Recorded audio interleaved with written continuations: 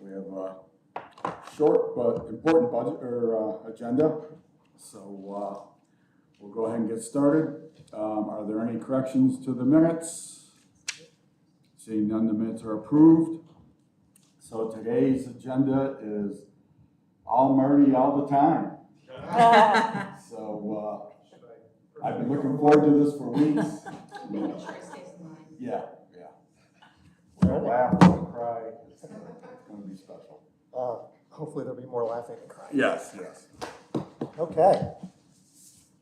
So today I am here to present to the legislature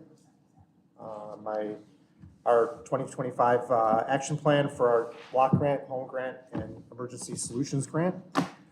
The total application amount, or the total funding amount for us this year is $3,219,764. Sorry, it didn't go down. So if you want to go to the slide that's got the 2025 budget, community development budget, final.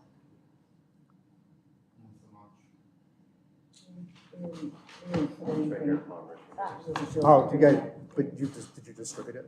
Yes. Yes. It's in our packet. So do you have it? I have it. Okay. We're good. I saw it. Okay. So as you can see, the budget basically stayed flat from 24 to 25, which makes sense because the government's on a continuing resolution, which means that they do fund everything at last year's levels. So we had a little bit, very marginal increases in all three. And the community development block grant was $2,372,403. The home grant was $673,565. And the emergency solutions grant is $173,796.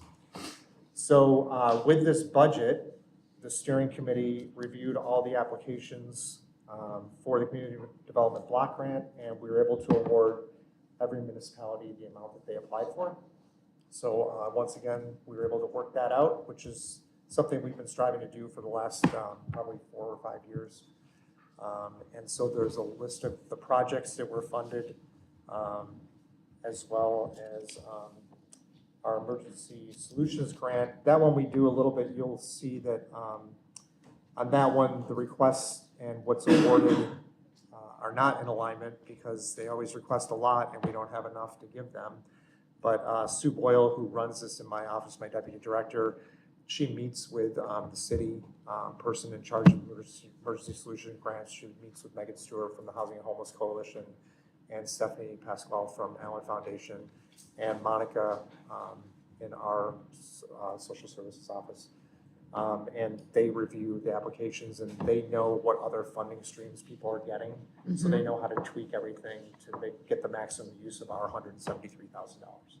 So that's what's reflected in what was awarded. It was a committee approach that Sue put into place a couple of years ago that helps us make sure that money goes where it really needs to be. So that is pretty much it for that. So if anybody has any questions, I'd be happy to answer them. No, it's great we're able to give everybody what they asked for. That's always a nice solution. Yes. They're all good projects this year. Yep. There's no municipality that sort of mailed it in. Everybody's done a pretty good project, so we're glad to be able to fund them. Good questions for Marty about community development. His team works very, very hard on this. This is it's a program that's paperwork heavy, needless to say, and they do a great job. Is Mike? Yeah, Mike's here. Yeah. Mike LaFleur does yeoman's work. Mike does the work, I do the talking. Staying after the towns and villages, because all this stuff's on a timeline, and if it gets delayed out too long, we lose the funding. And so, big shout out to Mike for all he goes through. Lots of Tums, lots of antacid, whatever you want to call it. Yeah. So it was all allocated. I mean, everyone has taken advantage of it. That's so great. Yeah. So what happens is I'll present to you, and then I'll present to Ways and Means, and the legislature will vote on July 1st. Mhm. And then once they vote, then we put our action plan together and submit it to HUD. And HUD usually around Thanksgiving time approves the plan, hopefully. And then, but then once the legislature approves the plan, that's when we start the contracts going. Because the goal is to get the contracts in place through the winter so that in the spring they can start the projects and hopefully do them during that construction season. Great. Mark? Good to see the matching, part moving up, Mhm. actually higher. Is that a trend that you're trying to work towards, or it just happened to be this year? Was it good? It just happened to be this year. Match. The main one is the I town of saw the town of DeWitt. DeWitt for They have a 450. big state grant. And even Fabius is, 169. Right. paving, Right. And Yeah. Salina for 100,000. Yeah. I mean, everybody seems to, I know when I sat on the committee, that was something we struggled with. Yeah, I mean, we strive, the application says you have to do a 25% match. So we don't, we're happy when people have more to match, but we don't hit them up to try and get them to put more in, but yeah, It's good to see a one-for-one match. I mean, that's better than, 75% better than what you were asking for. Yes.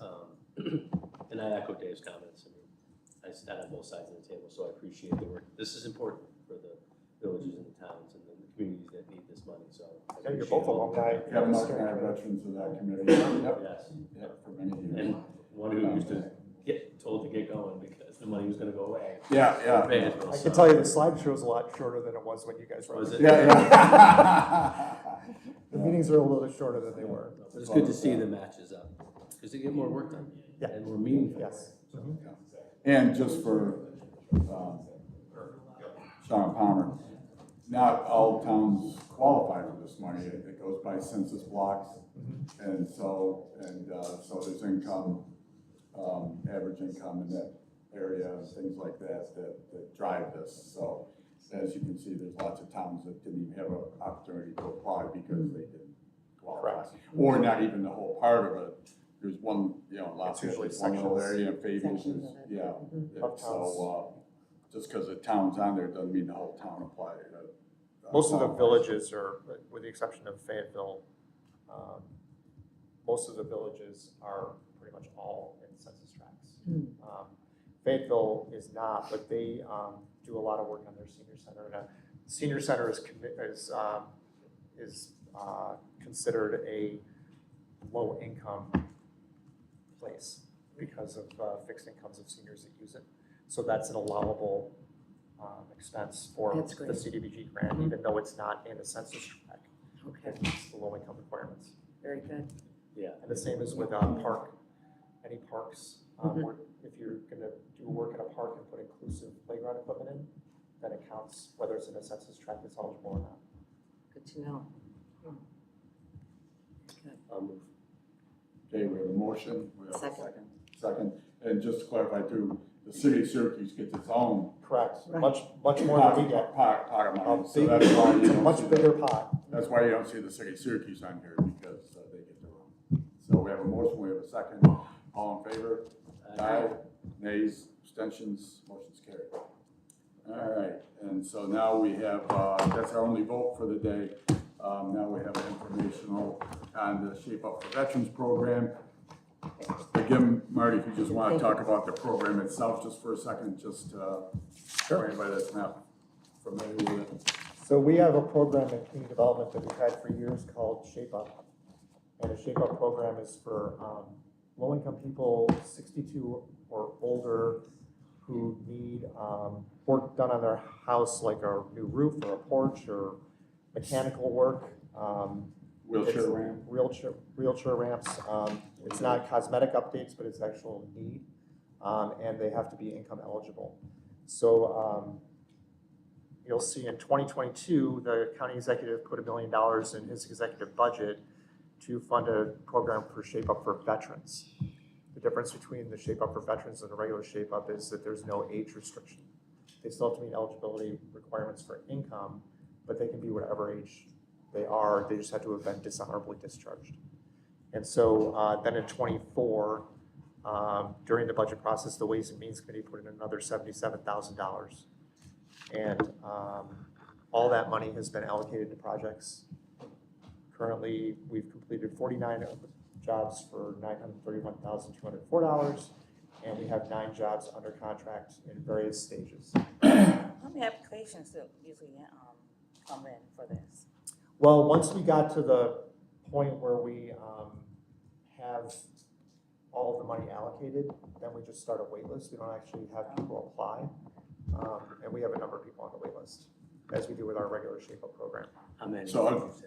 Sorry. I gave a number. I didn't check how many were on the wait list at this point. Yeah, if you could give us that number, that'd be Sure. good to know. Yeah. So you run parallel programs, Correct. regular shape up for Right. veterans? Right. Okay.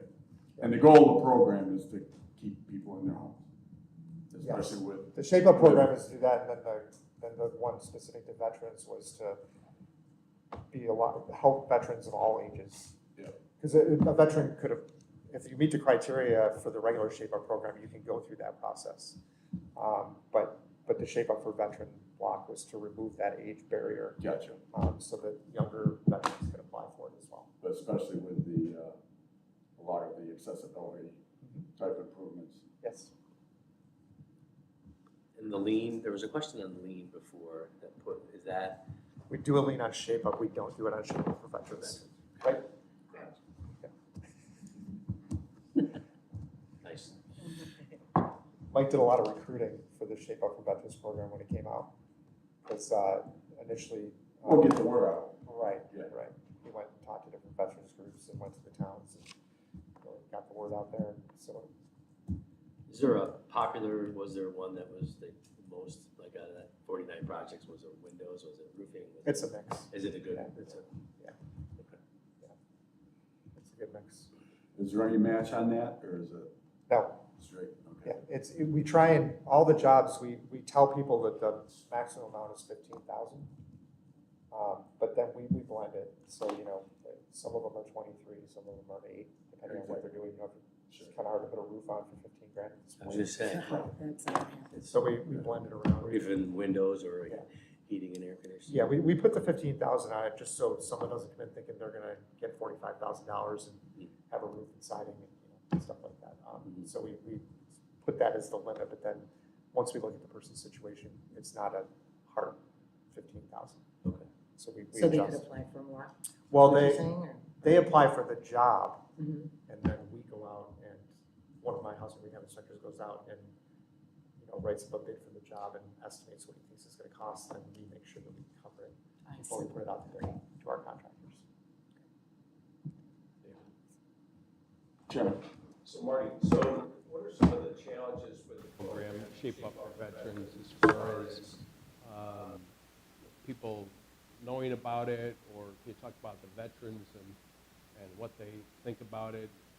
I know that there's some challenges with this group of people as far as not wanting help, and they're in that age group where they don't want anything from people. Can you talk about that a little bit? Yeah, we did a Shape Up veteran-based program through some HUD funding a number of years ago. And the 2 issues that we had were, one was that because it's HUD, they made it almost impossible to actually spend the money. But then 2 was that we found a strong hesitancy in the veteran community to want help. And so we ended up, this was before I was even in the office. I went there in 2017. This was done a few years before that, and I think we ended up giving about most of the money back because we ran into the deadline to spend it. We couldn't spend it. So this time when we got this $1 million, that's what Mike's focus was, to get out there to veterans groups, get in front of as many as he can to sort of, get it in their minds that this is a benefit to them for the service they provided, and it's not. And it's local dollars Yeah. versus federal, which Yeah, that right. can have It's some. local dollars, and it, it's not a handout, it's a thank you. So we had a much stronger reception to the program this time than we had with the HUD program in the past. Go ahead, Paul. Then also, is there a certain area? In the county that it's more widely used, or is it all over the county? I believe so. I think it was pretty spread out. But we do end up with, one of the, like with our lead program, one of the, our biggest selling points is word of mouth. that's how a lot of our lead jobs work. And with the Shape Up for Veterans, I think that we definitely saw that, one veteran getting something done and then, Oh, so, mentioning it to a different. The word spread. Yeah. Then lastly, so we've got a wait list. Is there a suggested dollar amount that you'd need to start again? Or your opinion, or just off the top of your head, what do you think? What we'll do is, well, we don't really have the applications, so, I guess any funding that was made available, this shows that we'd be able to spend it, I guess. We don't, Well, we put them on a wait list, so we don't really have Right. an application Yeah, of knowing what specifically they need to get done. But if there's 10 folks on the wait list, you could say $150,000, Yeah. well, just because it's a $15,000. Yeah, so when I give you the number of how many we have on the wait list, yeah, that'd be multiplied by 15,000. Do an average. I'll take that. Yeah. You just need to check out to me. All right, very good. Yeah. Sean, did you? I was gonna say, so when, you said it's normally like word of mouth, that people are getting, the word out. Is some of the organizations that you talk to, are they doing anything to help get the word out? Well, at this point, we've sort of pulled back Uh-huh. because we don't have, but yeah, Like going forward? yeah, Mike would give them handouts to have, Yeah, Yeah, brochures. at the VFW or whatever, so that they had it on hand okay, just for someone and promoting it that way. right. So, We've pushed up with the veterans groups, American Legions, VFWs, towns and villages. Another unique thing that we found with the help of, Steve's team and Dan Weber is that, through the tax database, if somebody had a veterans exemption, Mhm. I would send a list to the towns and villages, say, hey, these are all the people in your town that are taking veterans exemptions. This might be a good program for these people to be aware of. So that was another good So piece too. and it is presented now like, this is a gift to you, this is not a handout, because that was, what I've heard from some of the groups that I was interviewed by, that was a big problem for them. Yeah. So, their mindset of how they're gonna get it. Right. Yeah, that's good, that's great. Yeah, I mean, Yeah, if you it's a serve this great country program. and you're in a low-income category and you Mhm. have trouble seeing your house, Right, you have earned the right to have a new roof, right, you know, yes, I agree, so. great. Excellent. Good, I appreciate it. No, this is good. Yeah, so if you just give us that. Yeah. that number, We will. Appreciate it. Sure. All right. Nothing else for Marty? Yeah, I got one more. Got it. All right, well, we are adjourned. Thank you. Have a great day. Yeah, I mean, He took my questions.